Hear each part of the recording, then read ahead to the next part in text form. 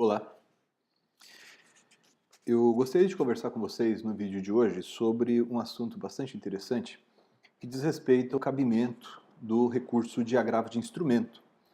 Como nós sabemos, o artigo 1015 dispõe sobre os casos em que se admite o recurso de agravo de instrumento, né? Nos incisos do caput, no parágrafo único, e o inciso 13 do caput do artigo 1015 estabelece que caberá o recurso de agravo de instrumento também em outras hipóteses previstas em lei. De todo modo, né, segundo o meu modo de pensar, e me parece que essa é a orientação hoje dominante, as hipóteses de cabimento do agravo de instrumento são taxativas, né? Ainda que a gente possa interpretar aqui e ali alguma dessas situações de maneira extensiva, não temos como fugir da circunstância de que o rol é taxativo, né? Há muita polêmica a respeito disso, né? Tem autores que admitem aí uma interpretação analógica, enfim.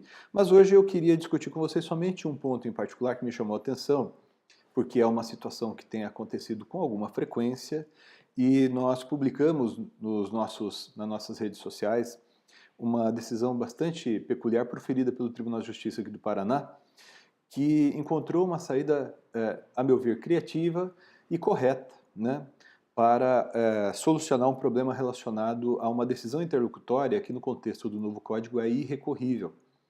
O Código de Processo Civil, quando trata da admissibilidade do recurso de apelação, que é interposta em primeiro grau de jurisdição, estabelece que o juízo de primeiro grau apenas recebe, processa a apelação e arremete ao Tribunal Superior, né? Então o juízo de primeiro grau não realiza o juízo de admissibilidade da apelação, que fica sob a competência, por assim dizer, do Tribunal de Justiça, por exemplo, ou do Tribunal Regional Federal, do tribunal que é imediatamente superior ao juízo de primeiro grau.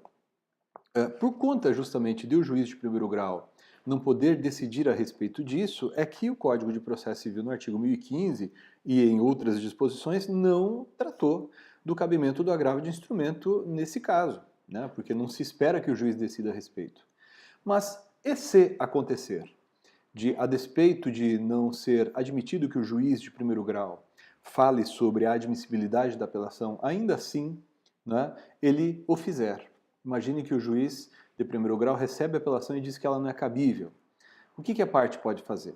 Pois bem, nesse julgado, que a gente vai colocar aqui nos comentários, né, no espaço para comentários desse vídeo, o Tribunal de Justiça do Paraná recebeu um agravo de instrumento interposto pela parte, disse que o agravo de instrumento não seria cabível, porque não prevista a hipótese de cabimento nesse caso em lei, mas converteu o agravo de instrumento em correição parcial. Foi uma solução engenhosa, a mim me parece, né? Porque, pelo menos em princípio, cabia sim a correção parcial na hipótese, né? E resolveu-se o problema, cassou-se a decisão e determinou-se o processamento da apelação. A meu ver, no caso, é mais apropriado, né, a hipótese, o mecanismo, o meio processual mais apropriado seria a reclamação com base no artigo 988, inciso 1º, né? Com efeito, o artigo 988 do CPC, no inciso 1º, estabelece que cabe a reclamação para preservar a competência do tribunal. Então, nesse caso, né, é um exemplo, inclusive, que se insere aqui na hipótese do inciso 1º do artigo 988. Então, não cabe agravo de instrumento contra a decisão do juiz de primeiro grau que não admite apelação, mas pode a parte, nesse caso, né, se o juiz de primeiro grau dispuser sobre esse tema, pode a parte ajuizar a reclamação, tal como prevista aqui no artigo 988, inciso 1º do Código de Processo Civil. É isso.